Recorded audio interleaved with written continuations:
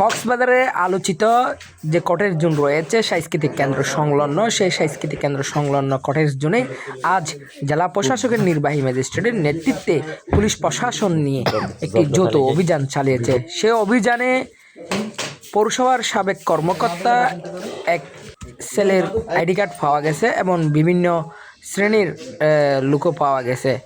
বিভিন্ন পতিতার দালালদেরকেও ওই স্থান থেকে আটক করেছেন জেলা প্রশাসকের নির্বাহী ম্যাজিস্ট্রেট। এই অভিযানে র্যাব, পুলিশ, মাদক নিয়ন্ত্রণ অধিদপ্তর, টুরিস্ট পুলিশের কর্মকর্তারা এবং বিভিন্ন স্থানীয় শ্রেণীর মানুষ সহযোগিতা করেছেন এই অভিযানে। কিন্তু এই অভিযানে বেশ কয়েকজনকে আটক করা হয়েছে, তাদেরকে পুলিশের কাছে হস্তান্তর করেছেন ম্যাজিস্ট্রেট।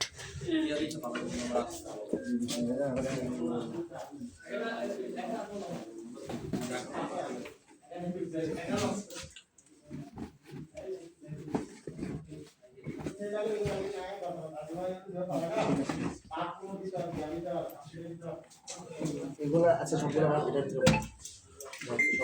আমরা তো এই দিক দিয়ে ভাঙ্গাও দেখছি।